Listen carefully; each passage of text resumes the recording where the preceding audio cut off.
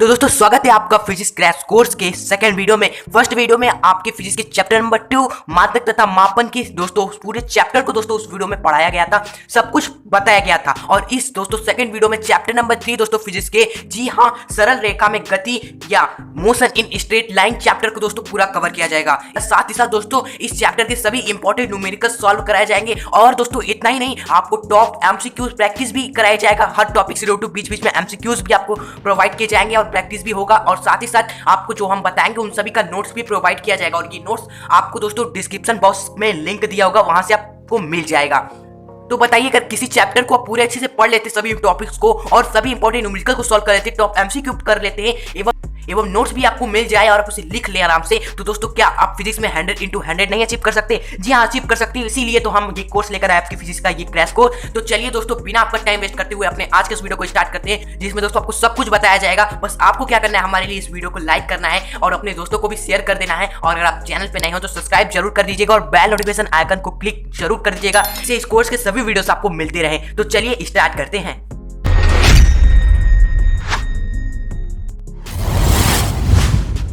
Video start से पहले हम आपको ओवरव्यू बताना चाहते हैं कि इस वीडियो में हम पढ़ेंगे क्या। तो सबसे पहले दोस्तों हम पढ़ेंगे विमा के आधार पर गति के प्रकार, एक विमी गति, द्विविमी गति, त्रिविमी गति, ये होती है ना, इनको पढ़ेंगे। फिर उसके बाद दोस्तों हम दूरी, विस्थापन, चाल एवं वेग, और चाल वेग में जो ताक्षणिक चाल है एवं ताक्षणिक वेग है, औसत वेग, औसत चाल, इस दोनों में ये सब कवर किया जाएगा। एवं त्वरण पढ़ेंगे, त्वरण में ही हमारा आता है ताक्षणिक त्वरण, उसे पढ़ेंगे। फिर उसके बाद दोस्तों हम xt यानी कि दूरी समय ग्राफ पढ़ेंगे, vt यानी कि वेग समय ग्राफ को अच्छे से पढ़ेंगे। और ग्राफ के संबंधित जो न्यूमेरिकल्स होते हैं ना दोस्तों, उन न्यूमेरिकल्स में बच्चों को बहुत प्रॉब्लम होती है, तो वो न्यूमेरिकल्स भी हम आपको सॉल्व करेंगे और आपको बताएंगे कि कैसे ग्राफ से संबंधित क्वेश्चन को चुटकियों में हल किया जाता है। और बाकी इन सभी टॉपिक्स पे तो न्यूमेरिकल चलते रहेंगे बीच बीच में। और उसके बाद मोस्ट इंपॉर्टेंट टॉपिक है एक चैप्टर का, कलन विधि से गति के समीकरण कैसे निकाला जाता है। कलन विधि यानी समाकलन एवं अवकलन, ये दो होती है, उन्हीं की सहायता से हम गति के समीकरण कैसे निकाला जाता है वो हम आपको बताएंगे। और लास्ट में दोस्तों अपेक्षित गति को हम पढ़ेंगे। और ये सभी पढ़ने के बाद दोस्तों आपका ये चैप्टर पूरा समाप्त होगा। कवर करने की कोशिश करेंगे। अगर ये सभी चीजें कवर नहीं होती है तो पार्ट 2 इसका बना दिया जाएगा, कोई टेंशन वाली बात नहीं है। तो चलिए दोस्तों वीडियो को स्टार्ट करते हैं और बारी बारी से सभी चीजों को पढ़ते हैं। तो आइए दोस्तों सबसे पहले पढ़ते हैं विमा के आधार पर गति के जो प्रकार होते हैं, फर्स्ट, सेकंड एवं थर्ड, त्रिविमी गति, ये तीनों को आइए पढ़ते हैं। तो सबसे पहला हमारा होता है विमा के आधार पर गति के प्रकार में एक विमी गति। दोस्तों ये बहुत ही सिंपल है। एक विमी गति क्या होता है, जब किसी पिंड की गति के साथ साथ केवल दोस्तों एक निर्देशांक परिवर्तित होता है। अब इसका क्या मतलब, इसे समझते हैं। एक निर्देशांक बदलता है जब गति होती है पिंड की, तभी उसे हम क्या कहेंगे, एक विमी गति कहेंगे। आइए समझते हैं दोस्तों ये कह क्या रहा है, आइए उसे समझते हैं। तो सबसे पहले ये ग्राफ आप जानते हैं, ग्राफ में 3 अक्ष होते हैं, पहला वाई अक्ष, पहला एक्स अक्ष, दूसरा का वाई अक्ष, और लास्ट में जो बीच में गया होता है 3D में आप देखेंगे तो यहाँ से एक जेड अक्ष गया होता है। ओके, तो ये 3 अक्ष होते हैं। ओके, और इन्हीं सभी को निर्देशांक कहते हैं। ओके, तो जब कोई पिंड गति कर रहा है तो उसका केवल एक निर्देशांक परिवर्तित होगा तो एक विमी गति होगा। अब ये कैसे, आइए उदाहरण से बताते हैं आपको। जैसे कि उदाहरण है, सीधे सड़क पर एक लड़का गति कर रहा है, सीधे सड़क पर, यानी सड़क क्या है, बिल्कुल सीधा है, और लड़का मान लीजिए ये लड़का है और ये क्या कर रहा है, गति कर रहा है। ओके, तो इसकी गति को हम किस निर्देशांक से दिखाएंगे, ये गति कैसे कर रहा है, इधर की दिशा में। तो इधर की तरफ कौन सा निर्देशांक है, हमारा एक्स निर्देशांक है, यानी कि इस लड़के की गति को हम एक्स निर्देशांक से दिखा देंगे। कि यहाँ पर आप देख रहे हैं, इस गति को जब हम दिखा रहे हैं तो हमें केवल एक ही निर्देशांक की दोस्तों जरूरत पड़ रही है, केवल इस लड़के गति को दिखाने के लिए। क्या हमें वाई अक्ष की सहायता चाहिए, क्या हमें जेड अक्ष की सहायता चाहिए, केवल इस लड़की गति में क्या हो रहा है, एक्स अक्ष परिवर्तित होता है, या एक्स निर्देशांक क्या हो, केवल एक ही निर्देशांक बदल रहा है जो यहाँ पर एक्स है। तो ये क्या है दोस्तों, एक विमी गति है, क्योंकि जब लड़का गति कर रहा है तो उसके साथ केवल एक्स निर्देशांक बदल रहे हैं, वाई एवं जेड कुछ नहीं हो रहा है उसका। तो यहाँ पर ये कौन सी गति होगी, एक विमी गति होगी। याद रखिए, जब गति हो और उस गति के साथ केवल एक निर्देशांक परिवर्तित हो तो उसे एक विमी गति कहते हैं।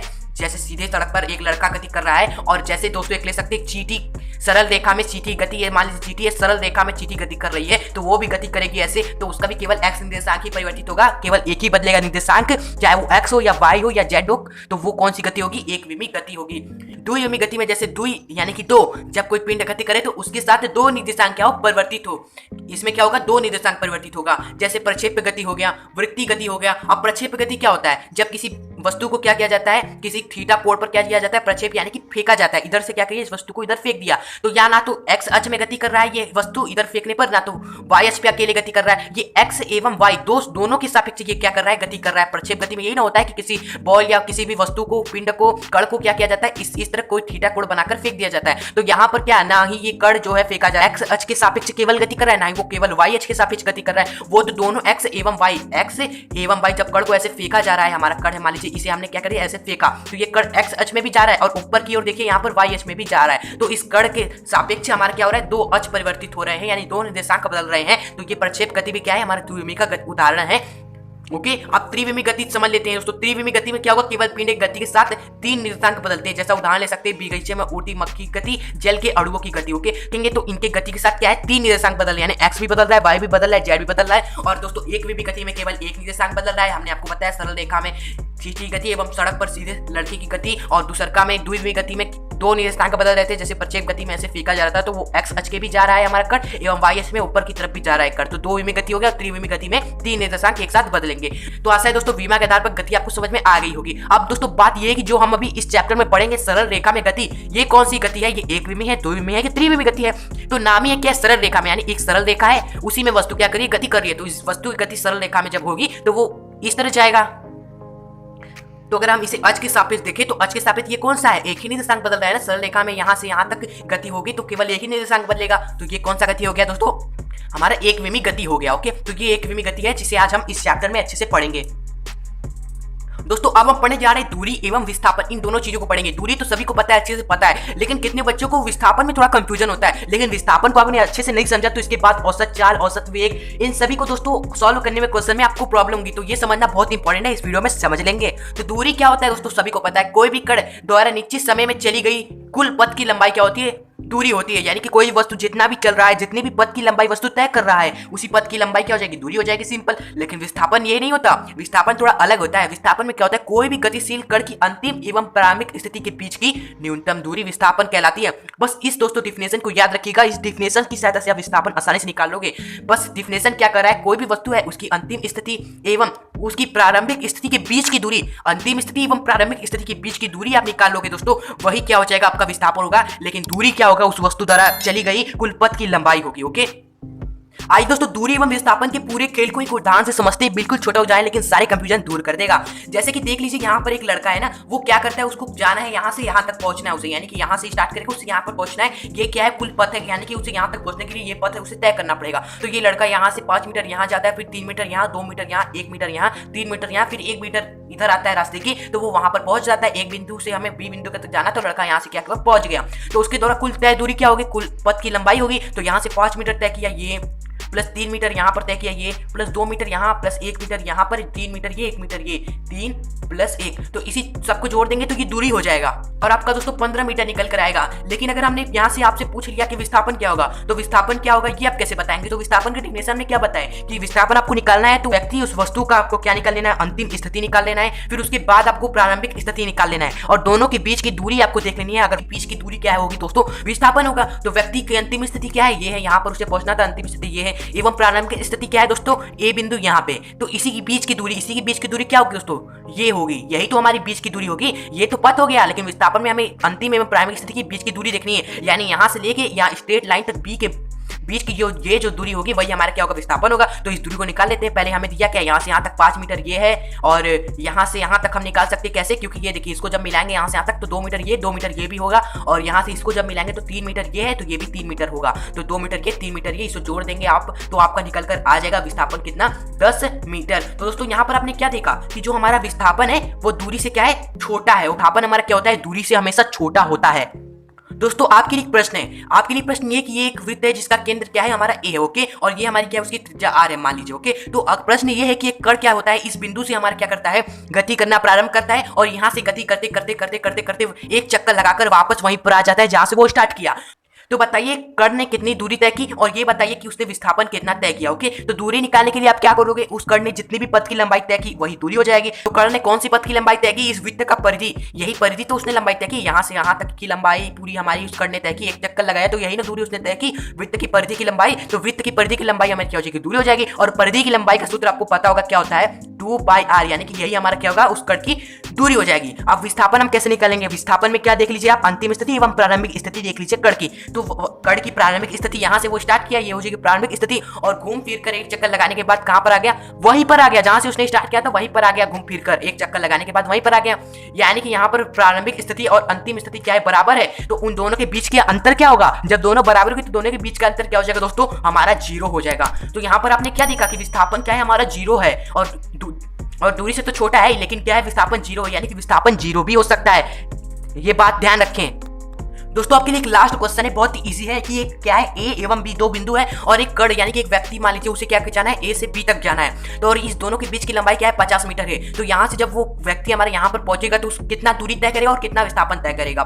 तो आप देखोगे उसने यहाँ से यहाँ तक पहुंचने के लिए इस पूरी पथ की लंबाई 50 मीटर तय की, यही आपका दूरी हो जाएगा। और यहाँ पर विस्थापन क्या होगा दोस्तों, यहाँ पर विस्थापन हमारा क्या होगा, उसका प्रारंभिक स्थिति एवं अंतिम स्थिति के बीच की दूरी होगी। तो प्रारंभिक स्थिति हमारा क्या ये है, अंतिम स्थिति क्या है हमारा ये है, तो इसके बीच की दूरी क्या हो जाएगी, हमारा विस्थापन हो जाएगी। ये क्या, बीच की दूरी एवं विस्थापन दोनों तो 50 ही मीटर है, तो यहाँ पर विस्थापन 50 मीटर हो जाएगा। आप यहाँ पर आपने क्या देखा कि दूरी एवं विस्थापन क्या है, यहाँ पर बराबर है। क्या ये बात ध्यान रखिएगा। अब वो वक्त दोस्तों आ गया जिसके लिए हमने आपको 3 एग्जाम्पल बताए और 3 बातें ध्यान रखने के लिए बताए, क्योंकि ये 3 बातें आपको इंपॉर्टेंट है और आपको कहीं ना कहीं काम देगी और ये आपको पता भी होनी चाहिए। वो बात क्या थी, अगर कोई भी गतिशील पिंड है और उसके द्वारा तय किए गई दूरी हमेशा विस्थापन से बड़ी होती है। ये हमने पहले एग्जाम्पल में आपको दिखाया था कि जो दूरी हमारी निकल के आई थी वो विस्थापन से बड़ी थी और विस्थापन दूरी से छोटा था। ओके, और दूसरी की बात जो हमने आपको बताया कि दूरी स्थिति में विस्थापन के बराबर भी हो सकता है, दूरी कुछ स्थिति में विस्थापन के बराबर भी हो सकता है। जैसे लास्ट एग्जांपल में दिखाया, व्यक्ति ए से गया बी तक, दोस्तों ये भी विस्थापन भी उसने कितना तय किया, 50 मीटर दूरी भी तय किया, कुल पथ की लंबाई 50 मीटर, यानी कि विस्थापन दूरी कुछ स्थिति में क्या हो सकती है, बराबर भी हो सकती है। तीसरा पॉइंट है दोस्तों कि दूरी शून्य नहीं हो सकती, क्योंकि आपको पता है दूरी तो कभी शून्य हो ही नहीं सकती। अगर कोई भी पिंड हमारा गति कर रहा है तो गति करेगा तो कुछ ना कुछ तो वो दूरी तय करेगा, गति करेगा तो खड़े खड़े तो गति करेगा नहीं, कहीं विस्थापित होगा, कहीं जाएगा तो उसकी कुछ दूरी तय करेगा, कुछ पथ की लंबाई तय करेगा, तो दूरी तो कभी शून्य होगी नहीं, कोई भी गतिशील पिंड है वो। ओके, तो सेकंड एग्जांपल में जो बताया था वो हमने यहाँ लिखा है कि लेकिन दूरी शून्य नहीं हो सकती, लेकिन हमारा विस्थापन शून्य हो सकता है। हमने आपको बताया वृत्त में जब कण ने गति की वापस वहीं पर आ गया तो प्रारंभिक एवं अंतिम स्थिति क्या हो जाएगी, बराबर हो जाएगी। तो इसका बीच का अंतर विस्थापन निकालने के लिए क्या हो जाएगा, शून्य हो जाएगा। तो विस्थापन हमारा शून्य हो सकता है एवं दूरी से छोटा भी हो सकता है एवं दूरी के बराबर भी हो सकता है। ये 3 बातें आपको याद रखनी है और बाकी दूरी से कभी शून्य हो ही नहीं सकती, ये तो आपको पता ही होगा। अब आइए दोस्तों क्विज टाइम है, जिसके लिए हमने आपको ये सभी बातें बताई और ये क्विज है दोस्तों, ये क्वेश्चन आपके एग्जाम में पूछा गया है इसलिए हमने आपको सभी चीजें बताई। क्विज है कि दूरी व विस्थापन के बीच में से कौन सा संबंध गलत है, यानी कि मान लीजिए दूरी आपकी क्या है, डी है डिस्टेंस, एवं विस्थापन आपका है एस। ओके, तो इसके बीच में संबंध कौन सा आपका सही नहीं है। क्या दूरी विस्थापन के बराबर हो सकती है, हाँ हो सकती है कुछ स्थिति में। क्या दूरी विस्थापन से बड़ी होती है, इसका क्या है, दूरी बड़ी है विस्थापन से, तो हाँ बड़ी हो सकती है, दूरी तो बड़ी हो सकती है। लेकिन यहाँ पर एक एग्जांपल है, दूरी क्या शून्य के बराबर नहीं होती है, हाँ दूरी कभी शून्य के बराबर नहीं होती है। अगर कोई गतिशील पिंड गति करेगा तो दूरी कुछ न कुछ तय करेगा, लेकिन हाँ विस्थापन एस हमारा क्या शून्य हो सकता है, हाँ विस्थापन शून्य हो सकता है किसी गतिशील पिंड द्वारा, अगर वो वृत्तीय गति कर रहा है या कहीं जाकर वापस वहीं पर आ जा रहा है। फोर्थ ऑप्शन में है डिस्टेंस क्या है, आपका विस्थापन से छोटा है, क्या दूरी विस्थापन से छोटी हो सकती है। दोस्तों ये ऑप्शन हो जाएगा आपका राइट आंसर, क्योंकि दूरी कभी विस्थापन से छोटी नहीं हो सकती, लेकिन दूरी विस्थापन से बड़ी होती है, कभी छोटी हो नहीं सकती। ओके, तो ये हो गया आपका आंसर। अगर आप इन सभी चीजों को पता होगा तभी आप आंसर दे पाओगे, इसलिए हमने आपको बताया ये सभी चीजें। उसके बाद बी वाला क्वेश्चन में आपसे पूछा गया है कि किसी वृत्ताकार पथ पर घूमने वाले कण का विस्थापन व दूरी होगा। तो दोस्तों वही हमने जो आपको बताया था, कोई भी वृत्ताकार के पथ है उसमें अगर कण क्या है, घूम रहा है चक्कर, तो कितना चक्कर लगा रहा है, एक चक्कर लगा रहा है, तो एक चक्कर लगाने के बाद कण क्या आ जा रहा है, वहीं पर आ जाएगा। तो कण जब वहीं पर आ जाएगा तो प्रारंभिक एवं अंतिम स्थिति बराबर हो जाएगी, तो हमारा क्या होगा, उसका विस्थापन क्या होगा, शून्य होगा। लेकिन शून्य तो हमारे 3 ऑप्शन में है, यानी कि ये ऑप्शन तो पहले होगा नहीं। अब दूरी देखते हैं, दूरी क्या होगा दोस्तों, कण यहाँ से यहाँ तक जब वापस आएगा तो एक चक्कर लगाने के बाद, तो यही जो वृत्त की परिधि की लंबाई क्या होगी, उस कण के लिए उसकी दूरी होगी। तो वृत्त की परिधि की लंबाई का फॉर्मूला क्या होता है, 2πr होता है। इसी से हमें वृत्त का परिधि मिल जाएगा, उसकी लंबाई मिल जाएगी, तो यही आपकी क्या होगी, दूरी होगी। विस्थापन शून्य एवं दूरी 2πr होगी, शून्य 2πr, शून्य 2πr, ये हो जाएगा ऑप्शन नंबर 4, शून्य 2πr, विस्थापन शून्य, दूरी 2πr होगी। वृत्ताकार पथ में घूम रहे किसी भी कण या पिंड वस्तु के लिए जब वो एक चक्कर लगाता है। ओके, तो ये हो जाएगा ऑप्शन नंबर 4 आपका आंसर। अब आइए आगे बढ़ते हैं, अगला टॉपिक देखते हैं स्पीड तो सभी को पता है, लेकिन स्पीड में कुछ अलग चीजें हैं जो आज की इस वीडियो में हम पढ़ेंगे, इस चैप्टर में हम पढ़ेंगे। स्पीड तो पहले समझ लेते हैं, जिन्हें नहीं पता उनके लिए। किसी भी गतिमान पिंड द्वारा एकांक समय में तय की गई दूरी को चाल कहते हैं। यानी कि कोई भी गतिमान पिंड है वो 1 सेकंड में जितनी भी दूरी तय करता है वही इसकी चाल हो जाएगी। यानी कि चाल को स्पीड हम बोलते हैं, ऐसे स्पीड बोल देते हैं। स्पीड बराबर तय की गई दूरी हमारी डिस्टेंस और टाइम का टी हो गया, यानी कि कुल स्पीड, यानी कि चाल स्पीड किसके बराबर होती है, d/t, कुल तय की दूरी बटे समय के बराबर होती है। एकांक समय में तय की गई कुल दूरी एकांक समय में तय की गई कुल दूरी चाल के बराबर होती है। ये फॉर्मूला आपको याद रखना है, आपको आगे भी काम देगा अभी इस टॉपिक में। और हम दोस्तों कुछ नए टॉपिक को इस वीडियो में हम पढ़ेंगे, चाल से रिलेटेड औसत चाल एवं ताक्षणिक चाल। एक समान चाल एवं असमान चाल तो हमने पढ़ा था क्लास 9 में भी, लेकिन कि एक समान चाल असमान चाल बहुत ही आसान है। एक समान चाल का मतलब ये है दोस्तों कि कोई भी पिंड या वस्तु या व्यक्ति कोई भी वस्तु मान लीजिए अगर गति कर रहा है, एक समान चाल है उसका। एक समान चाल का मतलब क्या है कि उसकी चाल क्या है, फिक्स है, उसकी चाल बदल नहीं रही है, फिक्स ही उसी चाल से वो गति करता जा रहा है। जैसे कि मान लीजिए 10 मीटर प्रति सेकंड कोई वस्तु क्या है, गति कर रही है, उसकी एक समान चाल से गति करी, यानी कि उस समय के साथ उसका चाल क्या है दोस्तों, बदल नहीं रहा है, एक ही समान चाल है, उसका समान हर जगह चाल है। 1 सेकंड हो गया, 10 सेकंड हो गया, 1 घंटा 2 घंटा हो गया, वो 10 ही मीटर प्रति सेकंड से गति कर रही है, उसकी चाल क्या परिवर्तित नहीं हो रही है, तो वो एक समान चाल हो जाएगी। इसके विपरीत असमान चाल में क्या होगा, उस कण की क्या होगी, उस वस्तु अगर गति करेगा तो उसकी गति की जो चाल होगी वो परिवर्तित होती रहेगी। जैसे 1 घंटा उसने मान लीजिए 10 मीटर प्रति सेकंड से गति किया, उसके बाद जो 1 घंटा है उसमें वो 20 मीटर प्रति सेकंड से गति कर रहा है, तो इसमें क्या हो रहा है, उसका चाल बदल रहा है, यानी कि असमान चाल है, ये तो बराबर हो नहीं रही है, हर समय उसका चाल बदल रहा है, तो ये समान चाल हो जाएगी। ये सभी चीजें हमने पढ़ी है क्लास 9 में भी, लेकिन इस चैप्टर में आज क्लास 11 में हम कुछ नया पढ़ेंगे। क्या है, औसत चाल एवं मोस्ट इंपोर्टेंट ताक्षणिक का चाल, जिसमें अवकलन हम करते हैं। तो अवकलन एवं समाकलन ये दोनों टॉपिक इस चैप्टर से पहले इसीलिए हमने अपलोड कर दिए थे यूट्यूब चैनल पर, ताकि आप पहले उसे पढ़ ले, फिर इसके बाद चैप्टर को पढ़ेंगे, तो जब अवकलन एवं समाकलन का यूज होगा तो आपको समझ में आएगा कि क्या हो रहा है। तो अगर आपने अभी नहीं देखा है तो जाकर अवकलन एवं समाकलन, डिफरेंशिएशन एवं इंटीग्रेशन जरूर देखिएगा। एक ही वीडियो है 22 मिनट की, जिसमें आपको सभी चीजें बताई गई है अवकलन एवं समाकलन के बारे में, फिजिक्स के रिलेटेड। डिस्क्रिप्शन बॉक्स में उसका लिंक मिल जाएगा, जाकर एक बार जरूर देखिएगा अगर आपको नहीं आता।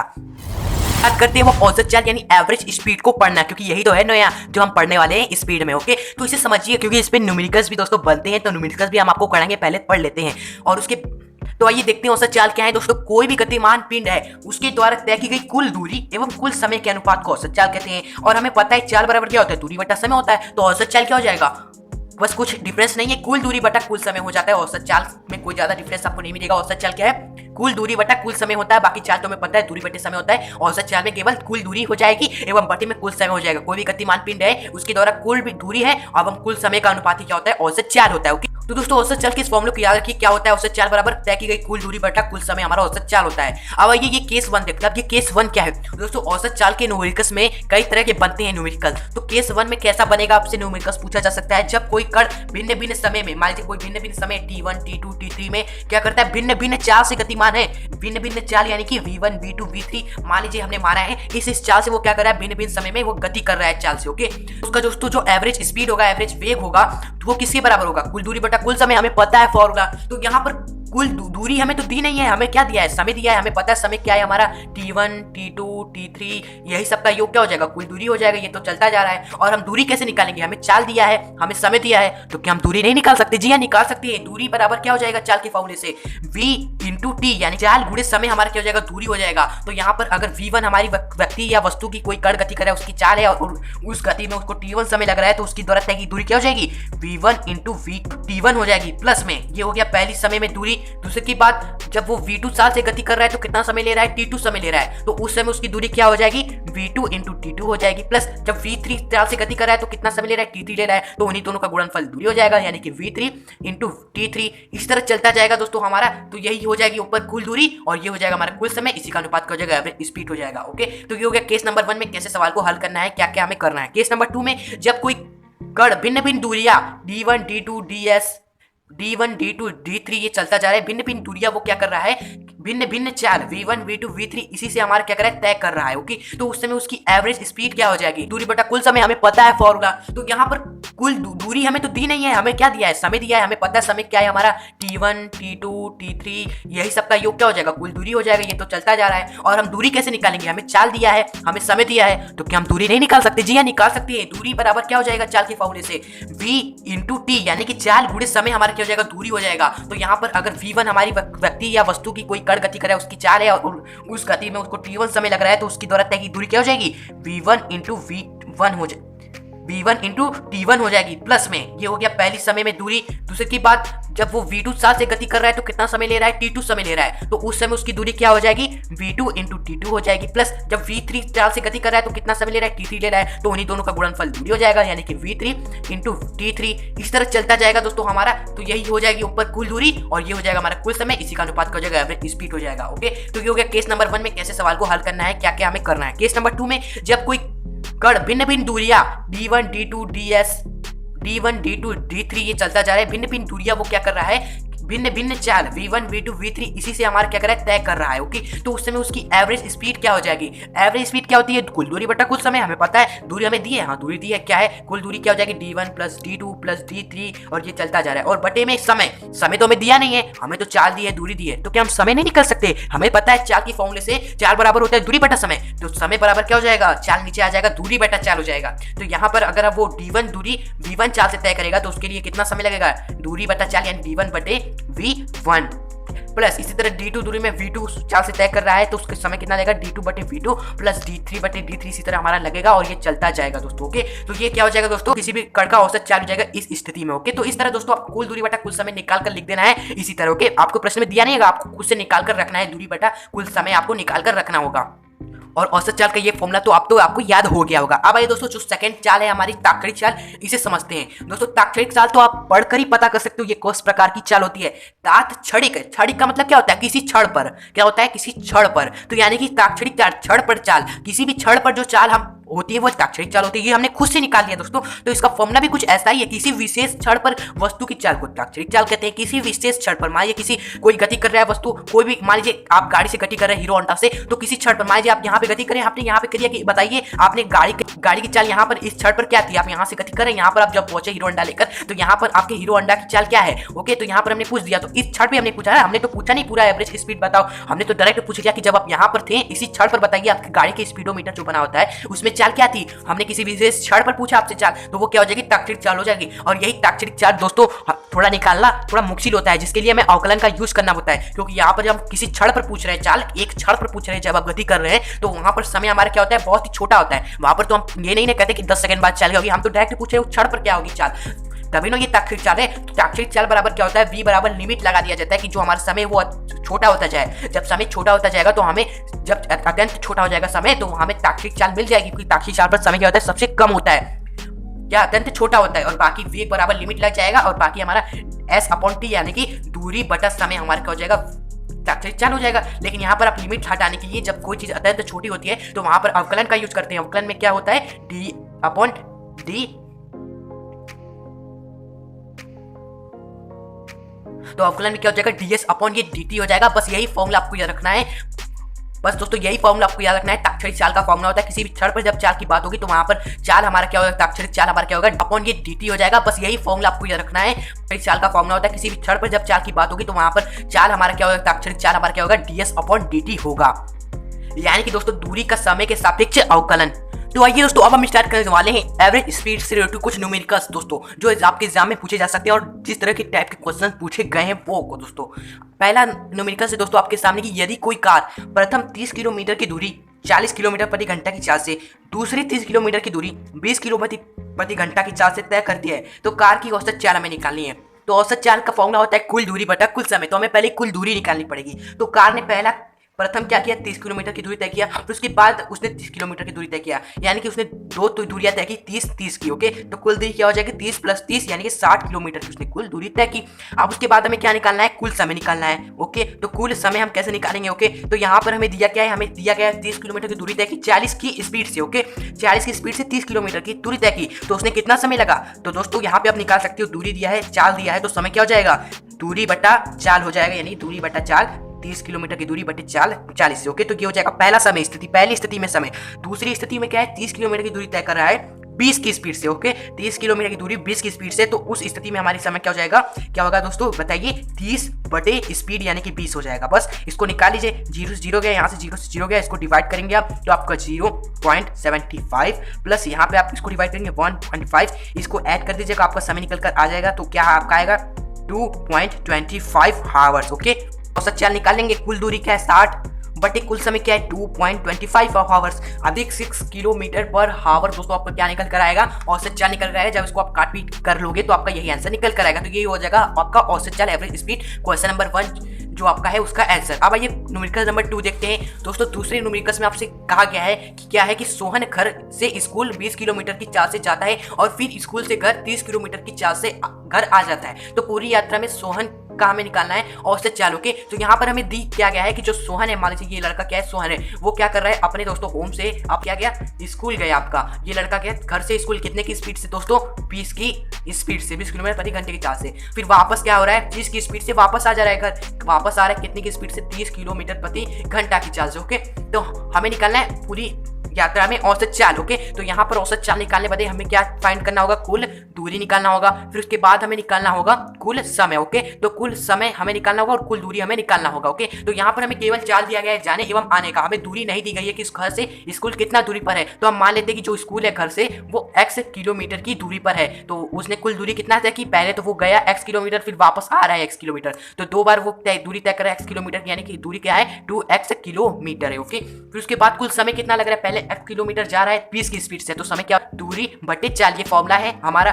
फिर उसके बाद यहाँ पर पहली स्थिति में, लेकिन वापस तो यहाँ पर सोन वापस x किलोमीटर की दूरी तय करके घर आ रहा है, कितनी स्पीड से 30 की स्पीड से, तो दूरी x बटे जो हमारा चाल है वो आ जाएगा, तो हमें समय मिल जाएगा। तो इसको दोस्तों बस आपको सॉल्व कर देना है। यहाँ पर 20 एवं 30 में आप लोग एलसीएम तो आपका 60 निकल कर आएगा। फिर इसको जब आप हल करोगे तो यहाँ पर क्या होगा 3x आएगा और प्लस में हमारा 2x होगा। ये तो आपको पता ही होगा कैलकुलेशन भिन्न वाला फ्रैक्शन का। तो यहाँ पर 5x अपॉन 60 इसको कट करेंगे तो x अपॉन दोस्तों आपका क्या होगा 12 आएगा। तो ये उसका क्या है दोस्तों, हावर्स क्या है, कुल समय निकल कर आ गया। तो औसत चाल दोस्तों क्या होगा, औसत चाल हमारा क्या होगा, औसत चाल हमारी कुल दूरी बटा कुल समय होगा। कुल दूरी क्या है 2x है, बटे कुल समय क्या है x अपॉन 12 है, कि तो 12 हमारे ऊपर चला जाएगा, भाग के भी नीचे भाग हुआ तो वो ऊपर मल्टीप्लाई में चल जाएगा, तो 2x इंटू 12 बटे x है, तो x से x हमारा कट गया, तो उसकी औसत चाल क्या आ जाएगी 24 किलोमीटर पर हावर क्या हो जाएगी दोस्तों, यहाँ पर आंसर हो जाएगा इस वाले प्रश्न का। ओके, देखिए हमें दूरी पता नहीं था तो आप एज्यूम कर लीजिए कि x हमारी है, तो बाद में आपका आंसर निकल कर आ जाएगा।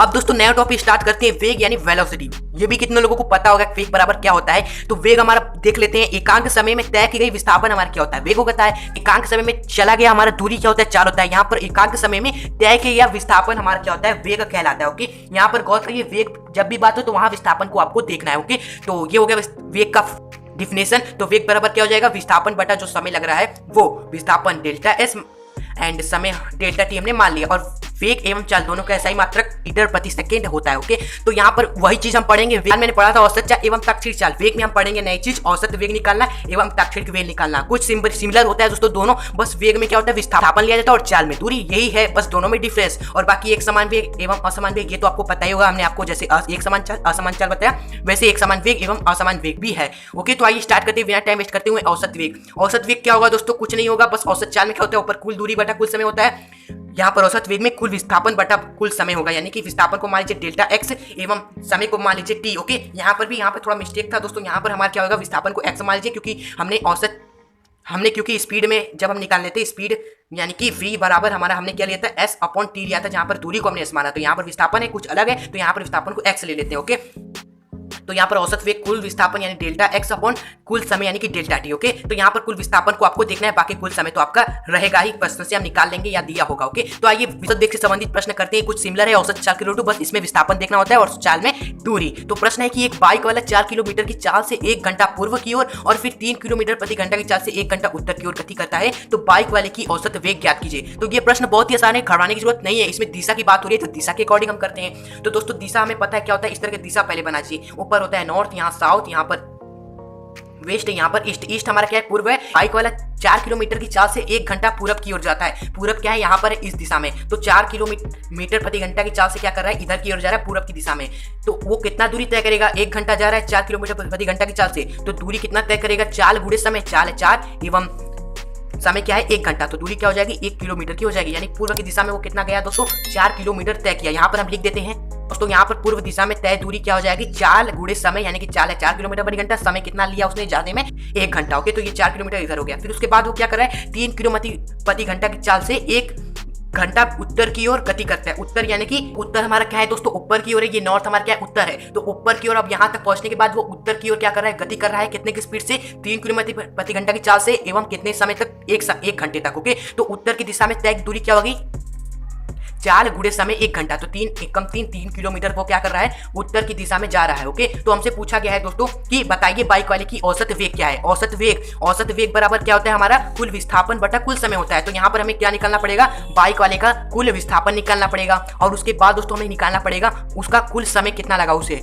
फिर उसके बाद हम औसत वेग आसानी से निकाल लेंगे। तो समय तो हम देख सकते हैं, समय पहले क्या कर रहा है 1 किलोमीटर 1 घंटा उसे समय लग रहा है पूरब की ओर जाने में, 1 घंटा लग रहा है उसे उत्तर की ओर जाने में, तो कुल कितना घंटा लग रहा है उसे 2 घंटा लग रहा है, हमने समय निकाल लिया। अब दोस्तों विस्थापन की बात आती है। विस्थापन हमने बताया था कैसे निकाला जाता है, किसी भी वस्तु की अकड़ गति कर रहा है उसका अंतिम स्थिति देख लो एवं प्रारंभिक स्थिति देख लो, दोनों के बीच की दूरी आपका क्या हो जाएगा विस्थापन हो जाएगा। तो व्यक्ति कहां से स्टार्ट किया, यहां से स्टार्ट किया, ये क्या हो जाएगी उसकी प्रारंभिक स्थिति हो जाएगी, प्रारंभिक स्थिति। एवं पहुंचा कहां तक, वो यहां तक पहुंचा, ये क्या हो जाएगी, उसकी अंतिम स्थिति हो जाएगी। ओके, तो इसी की बीच की दूरी क्या होगी, ये ना होगी। और ये क्या है हमारा, ये समकोण त्रिभुज का क्या है, एक कण के समान है। तो कण के समान है तो इसकी दूरी हम निकाल सकते हैं पाइथागोरस प्रमेय से, क्योंकि हमें 2 साइड हमें दी है तो तीसरी साइड हम निकाल सकते हैं। और ये कण क्या होगा दोस्तों, कण पाइथागोरस में क्या होता है, कण और एवं उसकी जो अलग दो भुजा होती है उसके संबंध क्या होता है, कण का वर्ग बराबर होता है जो लंब है उसका हमारा वर्ग प्लस में जो आधार है उसका हमारा वर्ग। तो लंब हमारा क्या है 3 किलोमीटर इसका स्क्वायर प्लस 4 किलोमीटर इसका स्क्वायर, यानी कि क्या हो जाएगा 9 प्लस 16 सिंपली हमारा 25। जब ये कण का स्क्वायर हमारे यहाँ पर रूट में आ जाएगा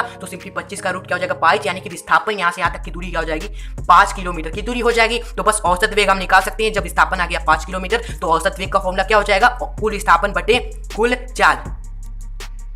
तो विस्थापन है 5 किलोमीटर, समय लिया है, तो औसत वेग का फॉर्मूला होता है कुल विस्थापन बटे कुल समय। तो विस्थापन है 5 किलोमीटर, समय कितना लिया है 2 आवर्स, तो 5/2 यानी कि 2.5 किलोमीटर प्रति घंटा आपकी क्या हो जाएगी दोस्तों, इस बाइक वाले की औसत वेग हो जाएगी। तो दोस्तों क्वेश्चन बहुत हलवा होते हैं, कॉन्सेप्ट पता है तो आप आंसर तुरंत निकाल लोगे।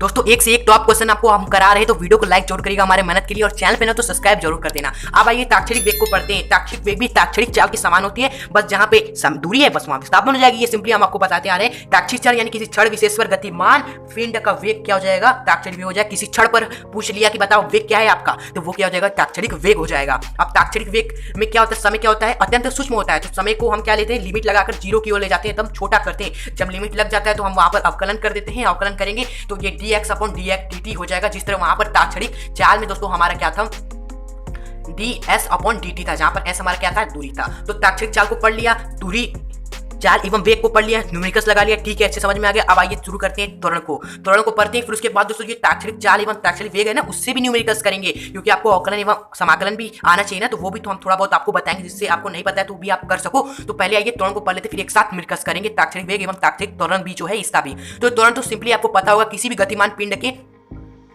वेग परिवर्तन की दर को त्वरण कहते हैं। ये हमने पढ़ा है, आपको पता होगा कि त्वरण क्या होता है, वेग परिवर्तन की दर ही क्या होती है, त्वरण होती है। वेग बदल रहा है, कितने समय में बदल रहा है, कितना समय लगा बदलने में, बस उसी का भाग कर देंगे तो आपका क्या हो जाएगा, त्वरण हो जाएगा। यानी वेग परिवर्तन पहला अंतिम उसका वेग एवं प्रारंभिक वेग दोनों का अंतर बटे में जो अंतर में समय लगा, बदलने में समय लगा वो, और यही आपका क्या हो जाएगा, त्वरण हो जाएगा। अब इस परिवर्तन को डेल्टा वी का नाम दे दिया गया, और डेल्टा समय क्या है, इस परिवर्तन होने में जो लगा समय है वो। ओके, तो फिर ताक्षणिक त्वरण को समझ लेते हैं। ताक्षणिक त्वरण क्या होता है, किसी क्षण पर हमने पूछ दिया बताओ तुम्हारा त्वरण क्या है, तो वही हो जाएगा हमारा ताक्षणिक त्वरण। अब ताक्षणिक त्वरण का फॉर्मूला क्या होता है, हम समय तो सूक्ष्म होता है, जब भी हम किसी क्षण पर बात करते हैं तो वही लिमिट लगा दिया जाता है, और बाकी dv/dt लिख दिया जाता है। लिमिट लग गया तो हम अवकलन करेंगे तो हमारे dv/dt हो जाएगा, ये अवकलन करने पर, और dt हो जाएगा जब हम लिमिट हटाएंगे एवं इसका अवकलन करेंगे। ओके, तो ये ताक्षणिक वेग, ताक्षणिक त्वरण, ताक्षणिक चाल, ये दोनों का फॉर्मूला याद हो गया। औसत चाल, औसत वेग ये आपको पता चल गया, त्वरण क्या होता है ये आपको पता चल गया। अब आइए दोस्तों न्यूमेरिकल्स करना स्टार्ट करते हैं। दोस्तों अब हम जो न्यूमेरिकल कराने वाले वो टॉप न्यूमेरिकल से दोस्तों बहुत ही महत्वपूर्ण है, और कई बार पूछा गया ये न्यूमेरिकल्स। प्रश्न है कि न्यूमेरिकल का कि वस्तु की स्थिति हमें दिया हुआ है, मान लीजिए स्थिति हमारी x = 4t² है, इसकी द्वारा व्यक्त है, तो हमें निकालना है t = 0 से t = 4 सेकंड तक औसत वेग क्या होगा। तो दोस्तों औसत वेग बराबर होता है कुल विस्थापन बटा कुल समय। तो यहाँ पर हमें समय दिया है कितना, 4 सेकंड तक, 0 से लेकर 4, इसके बीच में जो समय लग रहा है वो 4 सेकंड है ना, 4 - 0 करेंगे तो क्या होगा, 4 सेकंड आएगा ना। तो समय हमें दिया है 4 सेकंड। ओके, अब इसी 4 सेकंड में हमें क्या करना है, कुल विस्थापन निकालना है। अब विस्थापन का सूत्र में दिया हुआ है कि जो विस्थापन है वो 4t² है। अब 4t, ये t क्या है, हमारा t तो हमारा समय है, और t समय का मान हमारा क्या है, 4 है। तो बस यही 4 को आप यहाँ पर रख देंगे, 4 × 4 का स्क्वायर आपका निकल कर आ जाएगा। औसत वेग क्या होगा दोस्तों, 4 से 4 कटेगा तो 4 का स्क्वायर सिंपली 16 मीटर प्रति सेकंड आपका क्या हो जाएगा, औसत वेग निकल कर आ गया। अब आइए दोस्तों इसके रिलेटेड जो दूसरा प्रश्न है वो देखते हैं। दोस्तों दूसरे भाग में हमसे प्रश्न पूछा गया है कि t = 3 सेकंड पर ताक्षणिक वेग निकालना है। अब देखिए t = 3 सेकंड है, उस पर हमें ताक्षणिक वेग निकालना है, और हमें दिया हुआ है क्या, x = 4t का स्क्वायर। तो ताक्षणिक वेग का फॉर्मूला क्या होता है, ताक्षणिक वेग का फॉर्मूला होता है dx/dt, यानी कि अवकलन करना पड़ेगा हमें इस 4t² का, x का मान यही ना है, यानी कि d4t का स्क्वायर का अवकलन करेंगे हम dt में। ओके, तो अवकलन आपको आना चाहिए, और वीडियो भी हमने आपको बताया कि वीडियो में देख लीजिएगा जरूर अवकलन एवं समाकलन। अगर आपको आता है तो ठीक है, अगर नहीं भी आता तो हम आपको बता देते हैं कि अवकलन का सूत्र क्या होता है। जब भी किसी भी वेरिएबल्स का, जैसे यहाँ पर वेरिएबल क्या है, t है, उसका अवकलन कर रहे हैं, ओके, तो अवकलन सिंपली क्या हो जाए, यहाँ पर t के पावर मान लीजिए कोई भी वेरिएबल है उसका अवकलन कर रहे हैं, x की पावर n है ना, d/, समय के सापेक्ष या किसी के भी सापेक्ष अवकलन कर रहे हैं तो वो जो पावर होती है उसकी वो बाहर मल्टीपल में आ जाती है और उस वेरिएबल्स में से जो पावर है उसमें से एक घटा दिया जाता है। जो पावर है वो बाहर मल्टीप्लाई में और उस वेरिएबल के पावर में से एक घटाकर आपको लिखना होता है। ओके, और आपको ये भी बता दें कि जब भी नियतांक का अवकलन दोस्तों कभी नहीं होता है और नियतांक का अगर आपको अवकलन करना पड़ जाए तो समझ लीजिए 0 आ जाएगा। अब ये नियतांक क्या है? नियतांक जैसे कि वैल्यू 1, 2, 3, 4, 4.5 कुछ भी वैल्यू है जो नियत है उसका अगर आप अवकलन कर रहे हैं यानी कि dt कर रहे हैं तो वो आपका क्या हो जाएगा? 0 आपका निकल कर आ जाएगा। और अवकलन का फॉर्मूला होता है जब भी वेरिएबल में अवकलन करें तो उसकी पावर मल्टीप्लाई में और उस पावर में से एक घटाकर आपको लिख देना होता है। तो ये अवकलन सिंपली हम आपको बता दिया। तो यहाँ पर जो 4 है वो तो मल्टीप्लाई में है, इसका तो अवकलन करेंगे नहीं, ये तो बाहर आ जाएगा मल्टीप्लाई में। जब अकेला हो दोस्तों नियतांक उसका 0 होगा। अब यहाँ पे 4 हमारे साथ में गुणे में है, साथ में है, तो ये सिंपली बाहर आ जाएगा, अलग आपको कर देना बाहर। बाकी टी स्क्वायर का जब अवकलन करेंगे तो इसकी पावर बाहर मल्टीप्लाई में आ जाएगी और ये जो पावर्स में से इसके एक हम घटा के लिखेंगे। ओके, तो ये सिंपली 4 दूनी 8, टी के पावर क्या है? 1 घटेगा तो 1 रहेगा। ओके, तो फिर हमसे बस टी का मान यहाँ पर रख दीजिए। तो v बराबर हमारा क्या हो जाएगा? टी का मान जब यहाँ पर रखेंगे 8 गुणे 3 बराबर क्या हो जाएगा? 24 मीटर प्रति सेकंड हो जाएगा हमारा ताक्षणिक वेग t बराबर 3 सेकंड पर। ओके, अब आइए दोस्तों अगला प्रश्न देखते हैं क्या पूछा गया है। अगला प्रश्न है कि एक कण की स्थिति हमें दिया हुआ है कि a प्लस बी टी स्क्वायर है। ओके, जहां पर a और b हमें दिया हुआ है मान a एवं b क्या है? हमारे नियतांक है 8.5 एवं 2.5 हमें दिया हुआ है। तो हमें निकालना है t, जहां पर ये t जो है ना वो t हमारा क्या है दोस्तों? सेकंड है। तो हमें ज्ञात करना है t बराबर 0 तथा t बराबर 2 सेकंड पर वस्तु का वेग। अब दोस्तों यहाँ पर ये नहीं लिखा हुआ है कि ये कौन सा वेग पूछ रहा है, ताक्षणिक पूछ रहा है कि औसत पूछ रहा है। ओके, जब भी दोस्तों यहाँ पर आपको पता ना चाहिए कौन सा वेग पूछ रहा है तो समझ लीजिए कि दोस्तों तो आपको दोस्तों खुद से दिमाग लगाना पड़ेगा कि किस तरह का वेग होगा। तो यहाँ पर पूछा गया t बराबर 0 सेकंड पे वेग बताओ क्या है और t बराबर 2 सेकंड पे वेग बताओ क्या है। यानी कि हमसे ताक्षणिक वेग की बात कर रहा है दोस्तों। किसी क्षण पर पूछ रहा है कि जब समय क्या है 2 सेकंड है, उस क्षण पर हमें बताओ कि जो वेग है वस्तु का क्या है। तो यहाँ पर हमसे पूछ रहा है 0 एवं 2 सेकंड पे ताक्षणिक वेग। तो ताक्षणिक वेग आपको पहचानना पड़ेगा, कहीं कहीं नहीं लिखा होता है तो आपको पहचानना पड़ेगा। तो ताक्षणिक वेग हमारा क्या हो जाएगा? dx अपॉन dt होगा और x का मान हमारा क्या है?